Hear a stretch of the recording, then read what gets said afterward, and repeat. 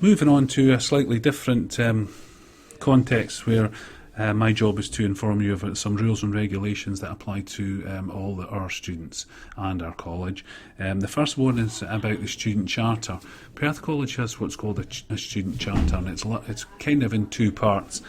The first part is what you as students can expect from the staff in terms of the staff, how they behave towards you, their attitude towards you, the respectfulness towards you, and the conditions and the materials that you're expected to learn in and teach with and learn with. And then part two to that is what the staff expect students to be in return, and that includes the same sort of things around your attitude towards us and your approach and your respectfulness. But it also includes a code of conduct. We have in the charter a code of conduct which is kind of like a list of behaviour that we expect students to abide by. Most of it is fairly commonsensical, and it wouldn't necessarily need to be printed. It's things like around violence or threats or stealing or bribery or being abusive to others. However, each year there is occasionally students who breach these things, and when that happens, we need that code of conduct there to help us with any investigation or disciplinary that might happen from time to time if anything is raised as a concern to us. If the worst case scenario ever happened after an investigation, the worst thing can happen is a student might be asked to leave their course, but it is very, very rare. But each year we do have to investigate some incidents, and the code of conduct in the charter is used to help us do that along with the disciplinary code. The IT acceptable use policy is really there for students' own use and to support them. It's to remind you of around being careful with your passwords, about setting up privacy rights and looking after yourself using IT and online. These three documents will all appear when you try to log on to your IT account for the first time. The first two will only appear once or twice, and we expect you to acknowledge it and click to sign up to the conditions that they contain. The IT acceptable use part will appear every time you log on to your account as a reminder of your responsibilities when you're online using college IT. Okay, anybody who has a car, and particularly those who study at Perth, will know that we have a main car park, but you have to pay to park there. The charges are relatively low, but it's still a cost for students, and we realise it's difficult for them to pay these. It's 40p for a half day and 70p for a whole day. We have a company who looks after our car park for us, and to my understanding is the money that is collected through the charges is reinvested in the maintenance of it. It is a lot of money for students. We do have annual tickets that you can purchase, but like I say, they do save you money in the long run, but they're not always practical for everybody, and it's a lot of money to fork out at once. But what I would advise you is don't park in areas that you're not allowed to park in, on the verges or on double yellow lines, because you will be fined, because the car park is patrolled and it's for access to emergency vehicles and all sorts of other important things. However, if you want to think about other areas of parking, the college Perth does have a free car park at the very back of the Bran building. If you don't know Perth at all, there's a street called Appin Terrace where you would get access to this car park.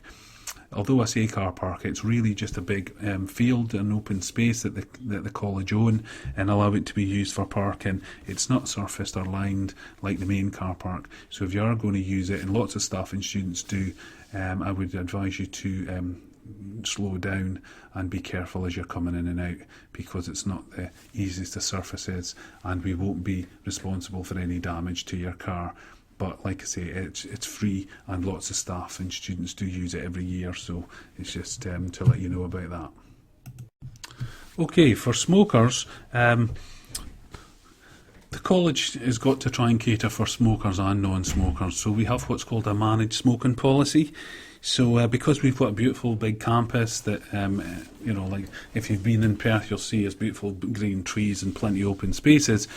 we have dotted around the campus smoking shelters for any smokers to use, and these have got bins beside them for your fag ends as well. If you don't use these and you are a smoker, what we ask you to do is not to smoke in any public access areas, which includes at the front door, round buildings and windows beside buildings, and any public access areas like paths and stairwells and things. So if you are a smoker and you're not going to use the shelters, could you avoid smoking in these public areas, please? But you can smoke anywhere else on the campus that you choose. Okay, on to the Student Union now, or the Union as it's often referred to once people get familiar with it. The Union's a social space that we encourage all our students to use during the day while they're studying and in their lunch times, but it's also open in the evenings until 9 o'clock Monday to Friday. Very busy, we've got a very proactive team. And really they provide lots of events and fun things that students do, as well as social space to hang out and chat as well. It's a good building, it's a good vibe. It's become kind of part of the fabric of student life, as things do. If you've never been to the Union yet, you've never seen it before, you don't know where it is, that photograph is where it is as you're coming out the Goodleyburn building at the bottom of the campus, and the building on the left hand side facing it is the Union. Lots of students use it all the time. We run events there. Most years we have like big events such as like we run Freshers Fair, but we also have things like a Halloween bash and a Christmas party. In semester 2 we usually do something around Diwali or Chinese New Year, and a Valentine's Day's ball, and usually something else as well. But even during the year we run a whole load of events and activities for students to, as a bit of fun. Last year bingo was very popular on Wednesday lunchtimes, which was, who would know that? So we try things out all the time, and students suggest things to us that we often run, clubs and events or activities, dance things or film evenings. We had some stand-up last year as well.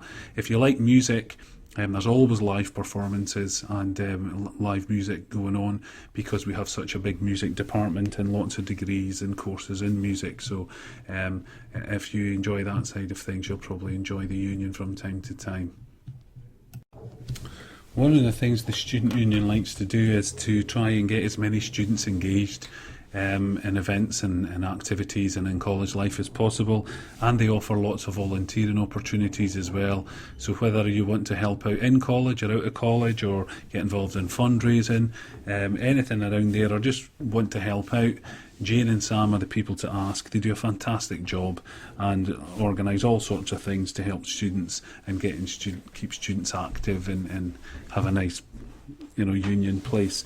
We also work quite closely with the association in terms of putting on, helping them set up clubs and societies or run events that the student association suggest we run. So that's the other side of things we do. Okay, the photograph you see in front of you is from last year's Freshers Fair. This year we had a climbing wall and a fun fair ride, and we had lots of activities and organisations in, as we do each year in Freshers, to try and get as many students engaged and like meeting each other and meeting other students as we can, and it usually goes down really, really well. We also have good links with local businesses and bars and clubs, and we don't have a full licence ourselves in the Union, but we do have a temporary licence, so we sometimes get other local businesses to help us run a licensed event where we can serve alcohol and it's ticketed. But we also have lots of things that students might take advantage of because of these links locally. We've got deals for cheap food and drink in and around Perth City Centre, discounts at specific shops in St John centres, and lots more. So we do try to look after our students as much as we can and provide something for everybody. But like I say, it's a busy place, but it's a really active place and a good fun place to be. If you want to get more involved with the Student Union, or you want to speak to them directly, Jane and Sam are based there Monday to Friday. They'll be more than happy to have a chat with you. If you can't do that and you want to contact them, use the details on the slide above.